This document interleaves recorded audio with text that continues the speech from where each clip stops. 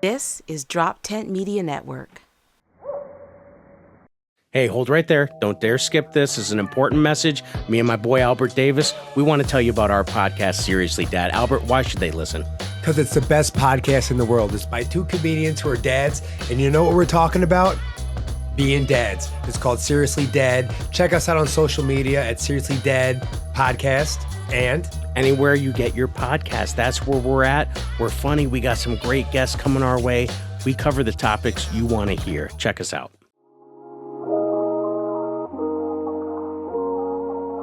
Pretty face like that, I can't be mad at you. An independent woman with an attitude. I could give you what you want, but you don't really need it, cause you never want for nothing. So it wouldn't be wrong to ask you to my place. If you tell me that you can't, then baby, it's okay. Hey, Shari, what's up? How are you? I'm good. How are you today? I'm doing well. I'm excited for this episode. Why don't you kick us off there? Tell us a little bit about everything and what we're doing. So it's a little bit of a twist. Normally we're doing like serial killers or murderers, but it doesn't mean we're not dealing with crime or the fact of criminal behavior. Today, we're going to look at Sean Puffy Combs. Oh, shit. Okay. Yes, he has to be brought to light just for the simple fact of his behavior for so many years. I feel like come January in 2024, you're going to see, Surviving P. Diddy, Right. like part 2 of R. Kelly. But the things that are going to come out about Puffy, I feel like they're going to make R. Kelly look like a walk in the park soon. Wow. You think so? I do. I mean, so don't get me wrong. The ping and that's, it's a little drastic. But hey, listen, you hold tight. I'm pretty sure he did some golden showers. I mean, he's not far-fetched on the things he likes. So Okay. Damn. Well, I'm excited to get into this then, because it would be a revelation in terms of, I think I forgot Puffy existed. I kind of did. I forgot. I was like, oh yeah, that's right. He was around. right, So you're like, oh, he's still going? Right. No, he's horrendous. The fact that he's still going is depressing, though. So Sean Puffy Combs was born November 4th, 1969. And he really started his music career in 1997, but Bad Boy Records was founded in 1993. Okay. Gotcha. So, but he came to our attention, or into the light then. So, of course, the reason why he's in the news now is because of Cassie, for raping, sex trafficking, drug-fueled relationship with domestic violence. So And this is there are Cassie photos, here, right? yes, and Cassie's a very attractive female, very attractive. But the thing is, what people fail to realize is predators or people that manipulate, they're good at what they do. That's no different than con men. People that really have it down to a science, they know how to maneuver people or how to manipulate them or get them to feel like everything they're saying is the right thing. Or you're like, oh, if you just go along with me, then everything will be great. Of course, a false sense of security. Now, the crazy part is the first single that P. Diddy came out with was Can't Nobody Hold Me Down. Let me tell you something. They're going to knock him down now because he's embarrassing himself. He's a hot mess. Right. What was some of the stuff? Was it Cassie that kind of started getting you looking into it? Yeah, definitely. The thing was, what really started it was when they found out the person who murdered Tupac. Right. So when they arrested the person who murdered Tupac, the crazy part was he stated that P. Diddy hired him to kill Tupac. Right. Wow. So supposedly Diddy had hired him to kill Tupac. And then that's what made me be like, what? That doesn't even make sense. That sounds crazy. Yeah. You might think it sounds crazy until you delve into this artist and this producer and promoter. Like, he had some serious issues. Like, something is really wrong with him. He's touched. So when I saw that, then I saw the Cassie thing coming out. And I'm like, wait a second. I'm like, I was like, now he's raping and abusing women. I'm like, this doesn't make any sense. The crazy part is she filed a lawsuit. He settled that lawsuit in less than 24 hours. To me, you just sound guilty. And not only that, he has a reputation of this across the board. all those videos that Jaguar Wright had put out, and you're like, oh my goodness, that's crazy. That's not possible. No, it's true. It's definitely possible. And the thing is, people fail to realize his track record has been horrendous. Prime example. So the group, let's look at him as a producer, all in itself, right? Now, a lot of people have called him talentless. But the thing is, he's been profiting off the dead for years. And you have to think about his artists. What artist do you know of Diddy's that is rich right now? Think of one artist that Diddy came out with that's rich. Right. Yeah. I mean, the only ones I know are dead. So listen, this is what I'm saying. He, like, the artists he worked with, whether they either ended up in jail or dead or broke, like, everything he touches goes to shit. It's almost like the label's cursed. Like, you have to look at the many people that he affected. When he had the TV show Making the Band, right? Now, he made $44 million for the TV show Making the Band. Those artists left with nothing. He couldn't have given them anything. And then on the show, he talked to them like dogs. As far as run to the store, get me this, fetch me that. What? Right. I guess I always thought he was trying to steal off Donald Trump's dumb show, I guess. I don't know. But yeah, you're right. It didn't need to be that, but he made it that. Right. And my thing is, I feel like, honestly, he's basically just the richest pimp and predator going right now, plus slave master. Because he had all these people fall in line and work for him and do whatever, and he just didn't respect them. Prime example. Now, Total was one of the groups that he had. Remember the group Total? Right. When they left them and whatever, they wanted to try to work on a side deal because they wanted to get with another record company. So it took them years to get out that one-sided deal. When they got out of it, they were broke, though. Damn. Then Craig Mack. He left the label in 1995 and said that he felt like he had gotten played and was slighted. And then in the interview, he made a comment that the producer that had screwed him, he should have murdered him. But he never said Diddy's name. But I mean, come on, let's be realistic. And then, of course, Craig Mack left him. And then Craig Mack got blackballed and he's broke. So, like, that's even worse. Like, it just doesn't make any sense. And then the crazy part was Diddy had said to one of his, I think it was one of his managers or tour managers or whoever that worked with him. And he had said to him, he was like, well, if Craig Mack wants to do another deal, I'll make sure I screw him. And he did. Which is slimy. If someone doesn't want to work with you, let it go. Nope, that's not how P. Diddy feels. He just doesn't let things go. The crazy part is Biggie was supposed to be his BFF, his best friend. The sad part is, though, when Biggie passed away, then Diddy told his staff he wanted them to find someone that sounded just like Notorious B.I.G. So the person that sounded like him would be able to finish the album that Biggie was about to come out with before he passed away. Because when he was murdered, his album had been slated to drop a week and a half after that. Gotcha. So, right. So and then that's another reason why Diddy took on Shine. But that's why a lot of people didn't take the Shine, because he did sound like Notorious B.I.G. So he wanted Shine to be able to finish it up so he could still make money off of Biggie's lifestyle and, his career. The crazy part was they were in a club in New York and Diddy had accidentally bumped someone. So Diddy pulls his gun first. Then, of course, Shine pulls something. The unfortunate part is, with the altercation in that club, Diddy gets off with a slap on the wrist, and then Shine ends up getting 10 years. Damn. Was there anything? All because of the shooting in the nightclub. He took the fall for it, and then Diddy just got off. Oh, there was shots fired? Right, definitely. And then not only that, Diddy had threw him under the bus on top of it. Damn. Ooh, this is still in the 90s? Like after Biggie, because right, this would be in the 90s after Biggie did. So yeah, cool. And gotcha. the crazy part is, so then of course when Biggie passed away, then Faith, she left the record label, of course. But what money did she really leave with? Nothing either. Then Shine went to jail, 10 years. Diddy didn't care. Didn't follow up, didn't make a difference.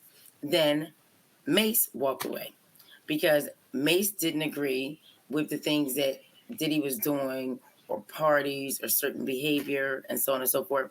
So he just was like, I can't do it because it'll make it seem like I condone it, or that I think that this behavior is okay when it's really not okay. It just doesn't make any sense. Even Freddie P from the TV show Making the Band, and he's still friends with artists that were on there. They're broke. They have nightmares. Some of them have anxiety from the abuse, or the way he talks to people, or the things that he expects. That's another thing. And then people would always talk about Diddy's parties, how drug fueled, and the sex parties and all the sexual activity that was going on, and just even as the servers that had to work, they would feel uncomfortable. Like, it was ridiculous. Like, he just acted a fool. How's he messing up just rich, extravagant sex parties? Like, you'd think that would be fairly over the plate. Like, Right. I don't know how. Yes, and trust me, that means he just went too far. So I'm pretty sure he traumatized some people. Then the artist, Carl Thomas. Carl Thomas was a good artist. When Diddy let him go, he couldn't even afford to pay $300 a month in child support. Yeah, okay, well, I mean, at this point, the contracts are just like apparently very vicious, I guess. That's an understatement. He screwed over the locks. The locks were Style P, Jadakiss, and Shig Luch. Like, they wanted to get out, and they wanted, their rights to their stuff. And he argued with them, and he fought them tooth and nail. And they figured by the time they would get done fighting him, that they would end up with nothing. They were able to get some of their things, though. They were able to, benefit somehow, but not the same. They came out with no money from that deal whatsoever. So this is my thing. What people fail to realize is he has a pattern of taking on artists, but he leaves them broke. Right. He uses them until he can't use them anymore, and then he just throws them away. And then they end up having nothing to show for it. And then, of course, because he's so powerful and he has money, then he's able to blacklist people. I mean, at this point, he's still what? I mean, there's royalties off of everything from whatever Biggie made. I mean, clothing lines and everything like that. So, yeah, I mean, he's sitting pretty, right? So that's the thing. Like, the thing is, his net worth is believed to be $1 billion, but his annual amount of money that comes is $90 million a year. Okay, yeah, that's crazy. Then he had an artist, Loon. Loon was with him, and Loon left him because he disputed about unpaid royalties. And of course, Loon didn't see any of that money. So, and that's my thing. So, like, it's royalties or it's deals, or like with the Making the Band, you made $44 million on Making the Band. His Ciroc liquor kills the game. He's getting royalties. He's keeping them, not paying the people. So while he's becoming a billionaire, everyone he leaves in his wake ends up being broke and destitute and not have anything. Right. Even at one point, his first baby's mom was homeless at one point. He didn't help her. Wow. Okay. So, at this point, we would just say that's American exceptionalism, right? But no, he's a ruthless businessman. Yeah. He is. It's just that, though, it's like he doesn't care about anybody but himself. And then with the Danity Kane, they fell off because he wanted sexual favors, and they weren't willing to perform. So it's like, well, gotta let it go. Danity Kane he Weinsteined. Okay. Basically. And the crazy thing is, whether you realize it or not, when Usher was 13, Usher was living with Diddy. He lived with him for like a year because Usher would make a joke. Diddy would make a joke about the fact of his oversized bed, the fact that they slept in the same bed, and that they would get up and wrestle. And those came from his words. That's the crazy part. That came from his mouth. That came from Usher's mouth? No, from Diddy's mouth. About he woke up in the morning and they would wrestle. A 13-year-old boy?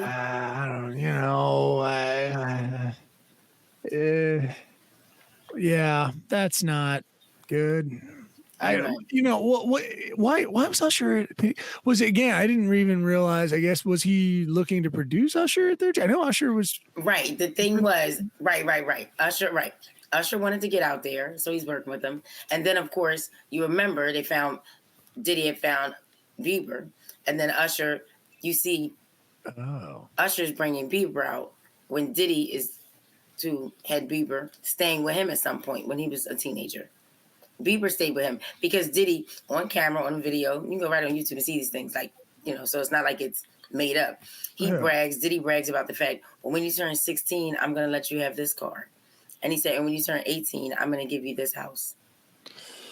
Okay. I didn't realize he was producing. And the one thing is, Bieber stated, like, he had horrible experiences, and that's what, and that's where his drug problem came from. So this is why, okay, so you start putting together, like, there's going to be something that comes out eventually about right, and that's what I mean, as far as him being so pressed on covering up whether he's gay or so on and so forth. See, this is when everything starts to come into play. Or just you had teenagers living with you slept in the same bed with them.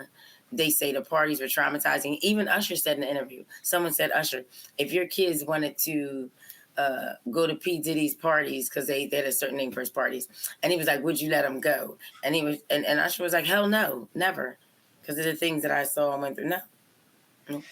And you gotta, I mean, think about that, people. Like, these are celebrities that, depending on how old Usher is, but like, if multiple celebrities are telling you or saying that someone's parties are crazy, yeah, they're at the top parties. They're at the parties with like lions in the living room. You know what I mean? Like they're, right. It's, so that's okay. That's definitely scary. So I get why you're putting together, like, something is going to come out eventually. We're going to hear these stories from their mouths. Definitely. Just like the group 112, they went to leave and Diddy blocked them and stated that they didn't fulfill their agreement.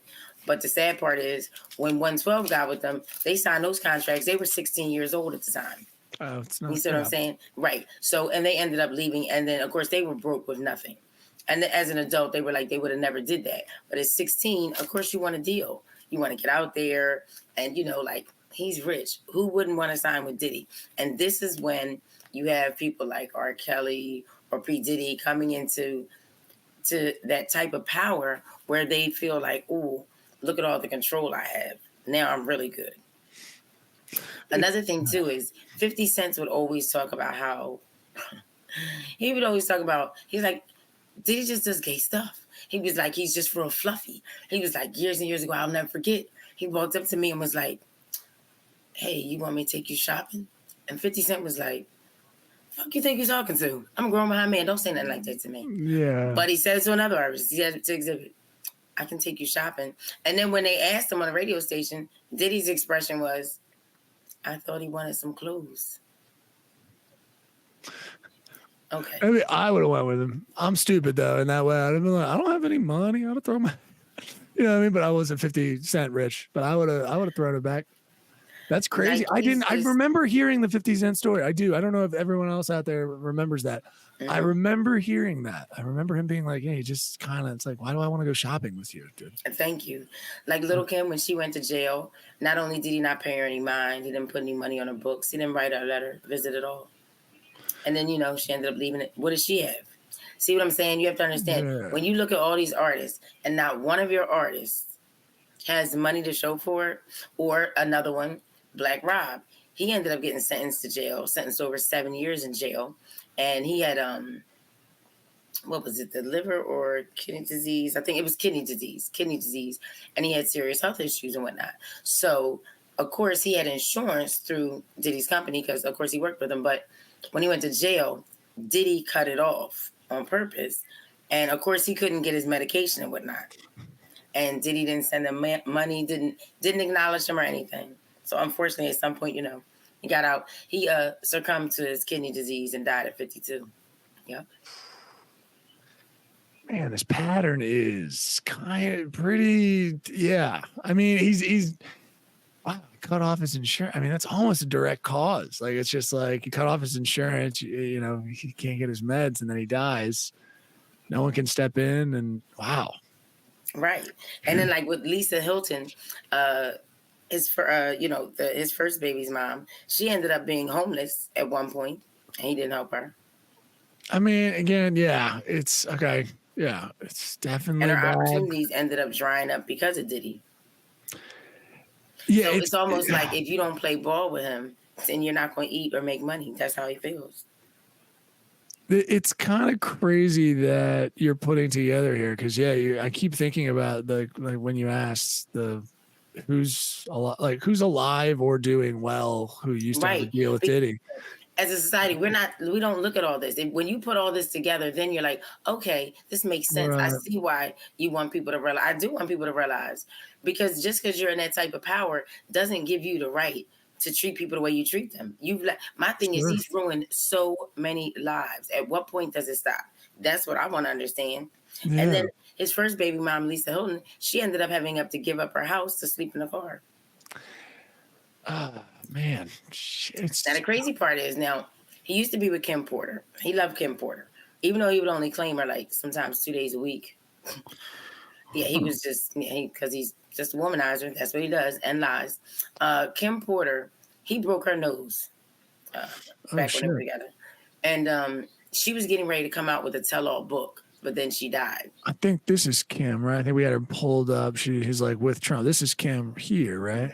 Kim Porter. Yeah, so yeah, him at the thing. And this is a while ago. You can tell from the picture for people just listening at home. This is like Trump somewhere in like this might be late 90s, early 2000s, somewhere around there. And it says, and they're at the Olympics watching. And she looks mad. I get it. Like it's based off of everything. Listen, she tolerated a lot from him, but he broke her nose. And right before she was coming out with the tell-all book, she ended up dying. Now, supposedly she died from pneumonia, but no one believes that. Then the real kicker is, then there was a coroner that was going to do a second autopsy on her just to double check, because they felt like Ed White felt like suspicious and he was worried. But before he had a chance to do that second autopsy, he died. I mean, this is at a certain point, it's either, it's a terrible coincidence just against him or something's up. Right. I mean, and even when J-Lo dated him, she had to leave him. Otherwise, she could have stood going to jail because of the incident they had when they were out that time with a gun and a firearm. And he would always tell a female to hold a gun for him. That's one of his twists. Oh, that's fun. This is like I've had people do things like that to me. So. Right. And then with Cassie now, so this is the thing. So she sued them. He settled in less than 24 hours. Now, the accusations, but then also, though, you have to remember, the assistant and the tour manager, whoever, he did security, he did a lot for, Diddy. He spoke up and has admitted in the interview that Casey would call for male prostitutes, but it was because Diddy wanted her to do it. So what happened was they would have male prostitutes come over, and Diddy would have the male prostitute fuck Casey, and then he would masturbate and he would video this whole thing. Okay. Some kinky stuff, but nothing. I mean, No. But she doesn't want that's to. What she sued. She sued for sex trafficking. She's not, sex trafficking, rape, domestic violence, and a drug-fueled relationship, because she said he would drug her. Not only that, when she tried to leave him, he would put hands on her. He would have other employees of his threaten her. Damn. Okay. So or threatened to destroy her. But he was physically abusive with her too. Because there's photos of her that when she was abused. Right. And that's the case that he closed in 24 hours, which makes sense because those charges were you don't want those to come up. And then not only that, sex trafficking, that's the thing. He made her have sex with friends or prostitutes he would hire that he would pay. Yeah. Jesus. Because that was his twist. He liked to watch that while he masturbated. And of course, just like R. Kelly, always want to film something. I mean, you fools just can't go without memories. I swear to God, I just don't get it. Just remember what happened. What are you worried about? Dementia later on will knock it out your brain. Just get over it. So I should put on pants is what you're saying. Okay, too much. I'm sorry, everybody. Okay, so pattern is very well established of at least being ruthless with business, obviously, and really not even, and leaving creative artists who, if you're claiming to be a creative artist yourself and then leaving them high and dry. Then you have abuse to women. You've got, it's definitely forming up. Now, the crazy part is, I don't know if you know Andre Harrell. That was Diddy's mentor. Now, Andre Harrell, now this is the thing. So, like I stated, he had broke Kim Porter's nose before and whatnot. But what upset her was when she was pregnant with the twins also, he had a baby on the way with another female. And then that's what caused her to leave him then. But he was abusive and he forced her to do things because she would talk about it. But she had also stated that she had caught Andre Harrell and Diddy having sex when Diddy was younger with his mentor. So she believes that's what started this. Like, yeah, there's a chance because it doesn't. Let me put it this way: I don't closeted.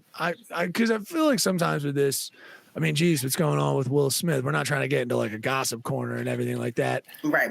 Because this is a crime podcast and stuff like that. But I feel like the pattern here. I wonder if he was abused in some way when he was younger, and because the crimes of the ruthlessness with business, and then the strangeness with having male escorts coming over to have things. He's exhibiting power over others that he wants. Seems like he likes that.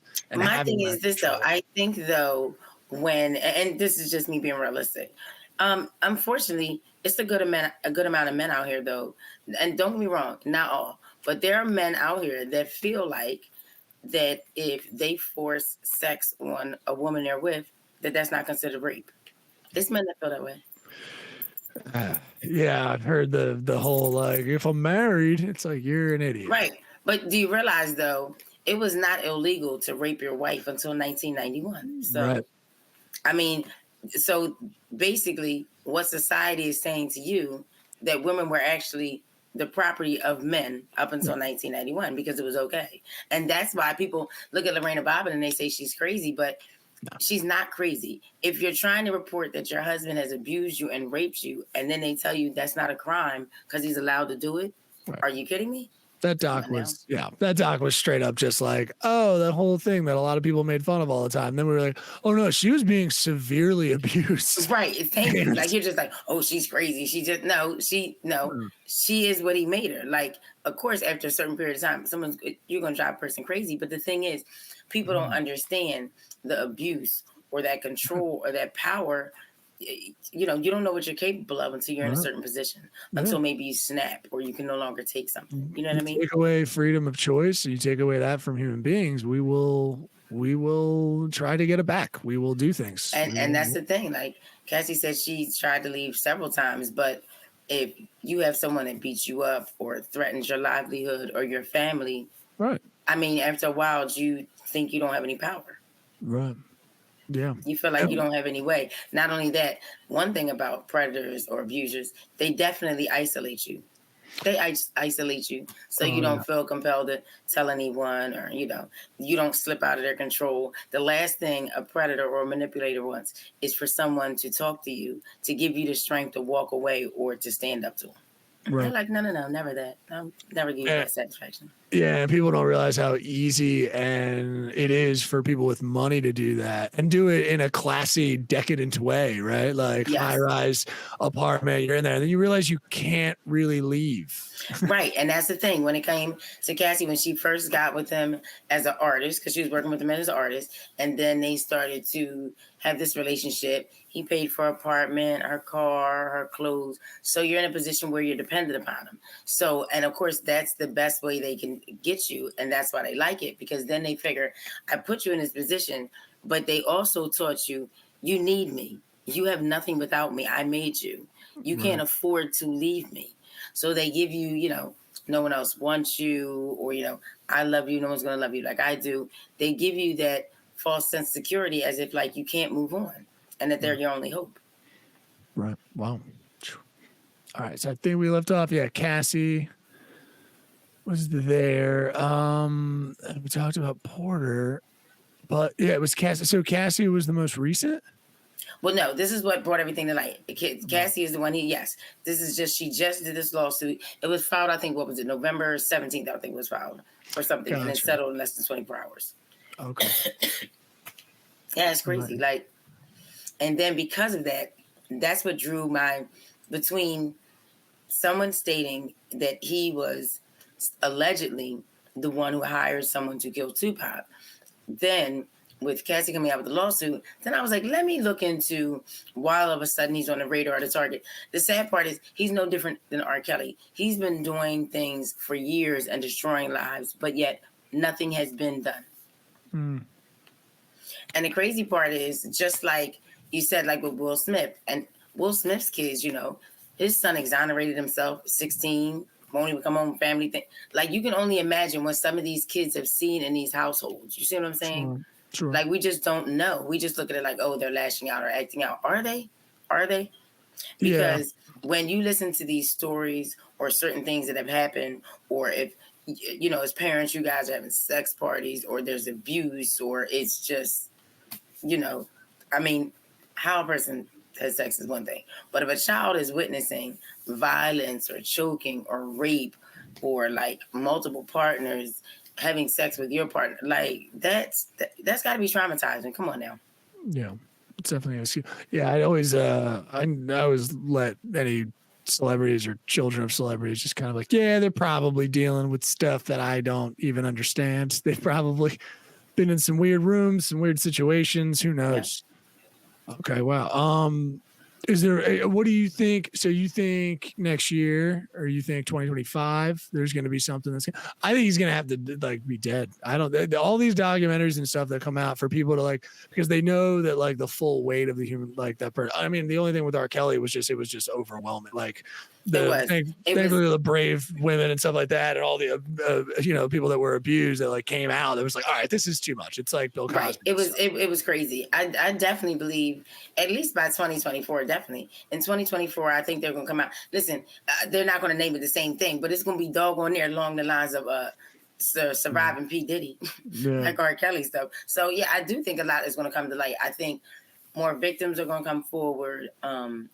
It's teenage boys that have claimed that he's had sex with them or they've propositioned them. So, it's a couple young boys that have stated that. But I think he's just so pressed on trying to maintain a certain, reputation and whatnot, that he's just trying real hard to cover things up. But, just because he paid her off in less than 24 hours, other things are going to come to light. And then the fact that Kim Porter died, and they say from pneumonia, but, Kim Porter had a son with Al B. Shore, and Al B. Shore never believed that she died from pneumonia. He always thought it was suspicious. And I honestly believe, though, they should exhume Kim Porter. I honestly believe that they definitely should look into her death, because I wouldn't trust it. Yeah, I mean, pneumonia typically young. I mean, this is she was like 41. Yeah, I just don't. Yeah, I just don't. I don't. It usually happens in the elderly. Right. Usually it's I just don't. Yeah, I don't trust it. And then the crazy part is the person that was going to do the autopsy, a second examination, because they were questioning the first one, then they happen to die. Come on now. This sounds a little sad. And supposedly he died from natural causes. Really? Okay. I mean, it's either a very good thing for Puff Daddy, unfortunately, to say, you know what I mean? Like, it's either unfortunate for Sean Combs, fortunate for Sean Combs that it happened, given that it's one examiner who wants to take another look, and then it does. But it's just, I just wouldn't. The thing is, right? It's weird. But how is Sean? Like, you think he's got people on the street poisoning? Like, I mean, it's hard to hide a death even back then. I mean, it's hard to hide a death. How? Poisoning? No, it's not. I'm saying for them. I'm saying for Sean Combs. My thing is this: if you pay people or you have people doing stuff and you're not there, you see what I'm saying? Like, my thing is, when you can afford to have it done, of course you can distance yourself. Just like in Jay-Z's song, he was like, he can pay people to do things now. He says it as a joke, but the point is, it's the truth though. When you have a certain amount of money, you're able to keep a certain distance. That's why people are so big on trying to do murder for hires. Not only do they not want to do it themselves, some of them can afford it. They'll be like, well, let me make it a little easier on myself. It's so funny, the murder for hires. We got to get into Irk My Soul, but like the murder for hire stuff, they get like cops, like, undercovers. They're just like, on these obvious sites, they're just like, yes, my wife needs to die. And then someone's just they're the best. The best is when you see the videos of the undercover cop and then you see them sitting in the car. You're not a cop, right? And I'm just like, okay, I'm done. Like No. my thing is, so he's not allowed to lie to you, really? Because your man's gonna lie to you every day, but he's this. Cops are lying. They're allowed to lie to you guys. That's Thank you. Like it's I know legal. you're like, no, they can't lie to you. They can. Look like this. Yeah. They can. That's a joke on still like stage told by comics who even in saying it, we get the sarcasm. It's like, it's not true. They will lie to you all the time. They'll lie Thank to you. you. Like, why wouldn't they? Like, your husband's gonna lie to you when he gets home. Like, stop it. Will you be like this? He'd never lie. Okay, then you're lying to yourself. Okay, I think it's irk my soul time. Make a move on you, pretty as a rose. I'm a What's irking your soul this week? Oh my God. Because you got a lot of positive stuff going on. Some people just breathing. I am sitting right here. Stop it. Breathing. No, you're the best. You're the best. But not everyone's a winner. I know. Not everyone's a winner. True. And parents lie to these kids. You're gonna be great. No, they're not. Not all of them. That's like when they have the auditorium speech. You guys are gonna be winners, and all of you can be whatever you want. No, you can't. No, you can't. Some of you gonna work at McDonald's. Some of you gonna work for Lyft because you can't even get the Uber. Like, just stop. No. Some of you are gonna be useless. That's true. That's true. Stop lying to your kids. Stop giving them a false sense of security and hope. That's your irk, your soul. Okay. That's a good one. That's not. Oh, that's not. Oh, that's not even your irk. That's just right. But it's the nonsense that you tolerate with people. Like, meaning when someone stands in your face or they smile in your face, and then when they decide they want to come at your neck, and the first thing that pops in your head is, damn, tell me how you really feel. So you must have hated me for a while, bitch. You just been holding back. Oh, good. I'm glad you could share this moment. Another not specific thing. I wonder who it could be. I'm someone. Well, this is the thing, though. I don't know either because I had an altercation. But the crazy part is, like, and this is my thing. Don't get me wrong. I'm all for the LGBT community. Okay, let's not play games. I'm all for them. Seriously. All I'm saying is, though, when they get in your face, am I supposed to address you by what you were born or what you are today? That's all I want to know. Like, you be like, bro, my sis, dude, my man. What are we doing here? Yeah, really? Yeah. It's an interesting thing. I don't know. Transgender folks are MMA fighters now and stuff too. So I think you got to scrap regardless. I think that's what it is. Everyone's equal. I'm sorry to say it, but I think you just got to get in. I just didn't know what pronoun we were in. I just didn't know which one to use. I just, right. He, she, they, this, them. Oh, well, them, it's tough. I think hey, if you're whooping ass, I don't think pronouns matter. But it's tough. I know you should never. But hey, listen, if we're all equal and someone's just being a an asshole, like it's what I think people forget. Like, you can be an asshole, whoever you are. It doesn't matter. Right. Basically. Yeah. I get you. But some people I don't know. Some people I think just want to have something to say. Oh yeah, I feel you on that. Your haters definitely can be your motivators, though. They're amusing to me. I find it very entertaining. Everyone's always coming after Shari. I don't know who these people are. Not it's not that someone's always coming after Shari. Okay. It's the fact of people like to take dibs or come for your neck just because some people are just miserable and had nothing else better to do. True. I get you. One thing I notice is when you're doing good or when you're happy, people don't want you to be happy. I recently had that, yeah. Right. So that's my thing. Like, I think when you're doing well or you're trying to do better, or just like I had that comedy show not that long ago with Kenan Thompson Presents, and I did the 2 shows in Atlantic City. I'm excited they gave me the opportunity. I'm excited that I have shows coming up and then I'm supposed to be going to Atlanta. But my thing is, everyone's not going to be happy for you.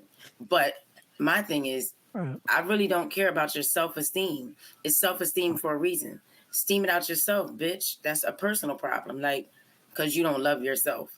But what I don't do is, I'm not going to argue with a woman that when you bend over, your titties get skinny. That's what I'm not going to do. Something I said.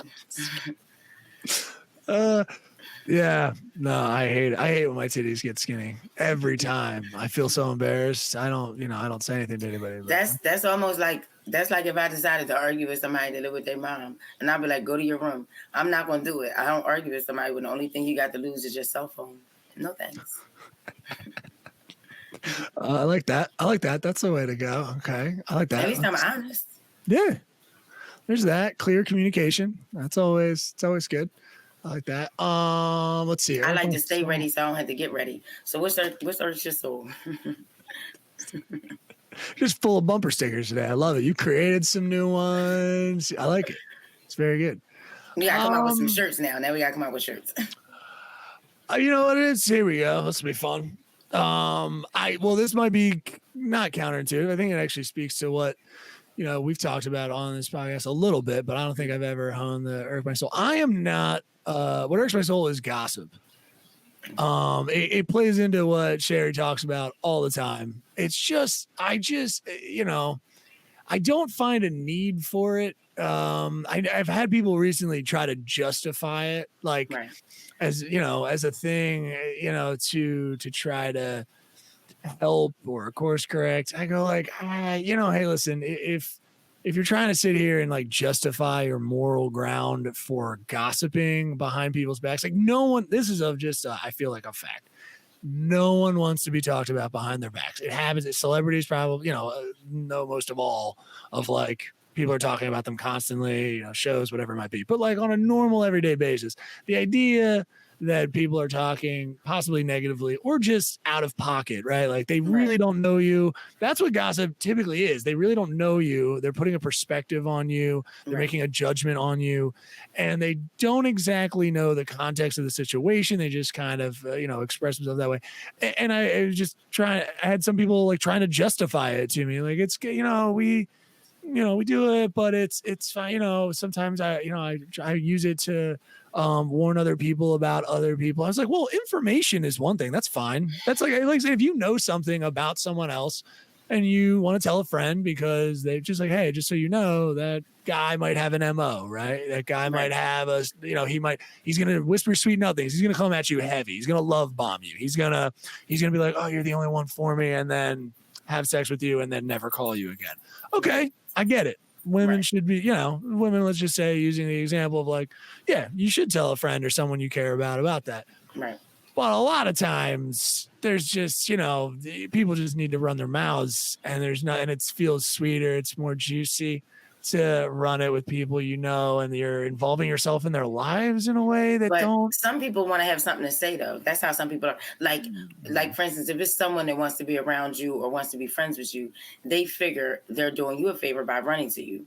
But like one thing about me is I nip things in the bud. Like I've had people say, "Oh my God, listen, such as," I was like, "I'm good. You can discontinue that conversation with me." I'm like, I don't care. I don't, and I make it very clear to people. It's certain things they can't talk to me about. Like if I'm friends with somebody, don't come to me and say anything. Don't, because you can get your feelings hurt. I don't want to hear it. What does it have to do with me? My thing is this: what you eat doesn't make me shit. I don't have time. I don't want to hear it.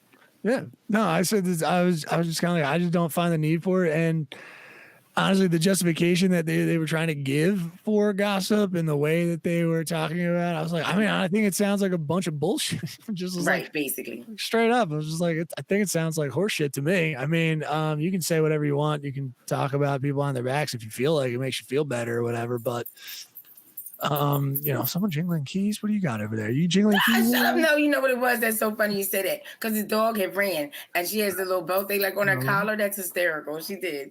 And then she just looked over here too. Like, what did he say? Like, what? Did he hear that? I know. The dog was like, so he's they can hear me? I know. She's like, I didn't know. So now she's like, let me start shimmying around over here. Yeah. But, gossip, people. Come on. Stop doing it. Like, just cut it out. It irks everyone's soul. No one likes it.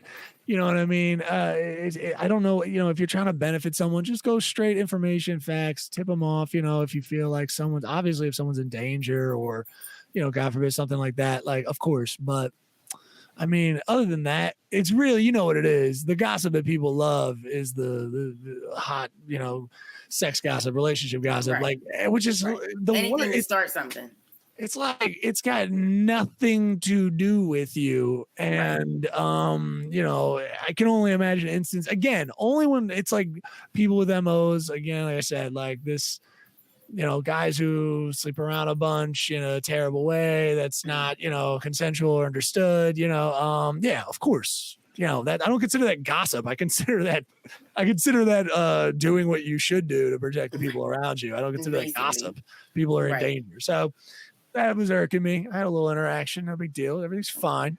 But yeah, thank you, Shari. So tell us about the shows you got coming up. I know you got some things. I'm Yes, I'm excited. proud of me. So I'm not sure what date I'll be going out to Atlanta yet. So I'll know that probably by like at least next week or so.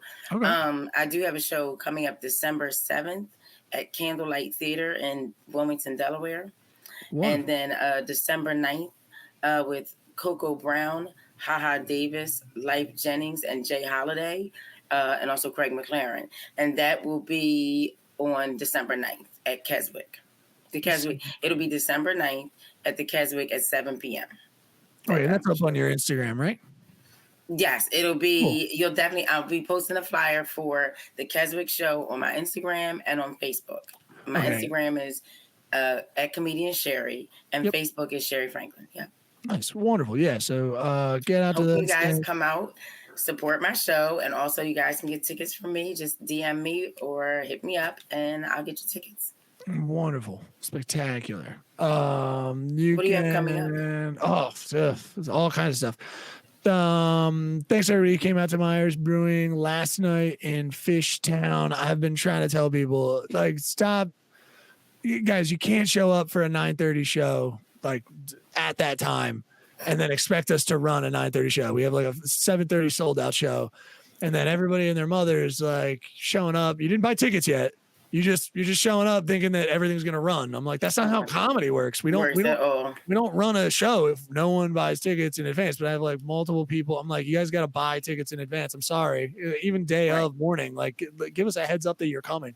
But 2 shows over at Myers every second and fourth Friday. You can check us out there. The next one's December 8th. Those tickets are up there now at droptent.com/events. You can go over there and check us out at Biggest Little Comedy on Instagram. I've got shows in Atlantic City. I'll be at Rhythm and Spirits on December 30th.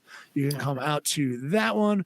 And at the Brow House. It's like a German, pretty tasty too. They got a lot of good stuff there. So get out to that one on the 29th of November. That's right off South Street in Philadelphia. So there's a bunch of good stuff. Get over to IamNeilWood.com or, like I said, droptent.com, and you can get over to all that stuff. Thank you, Shari. I appreciate it. All right. Thank you. I'm so glad we had this time. And I want everyone to definitely comment. Let me know what you want to hear about. Tell me what you liked about our podcast. Comment, subscribe, and also follow me. And Neil, as always, you're a great producer, and I appreciate you. Thank you, Shari. And this is Crimes to Remember. This has been Crimes to Remember with comedian Shari. Subscribe on YouTube at Crimes to Remember, rate and review us on your favorite audio platform, and follow us on Instagram at comedian Shari. How you doing? This is Neil Wood from the Cult of Us podcast, speaking on behalf of Drop 10 Media Network, the network you're currently listening to. Make sure to check out all the other podcasts on the network. You can go to drop10.com to check them all out. Make sure to subscribe on everything that you see Drop 10 on. We appreciate it. Go to drop10.com now. This has been a Drop Tent Media production.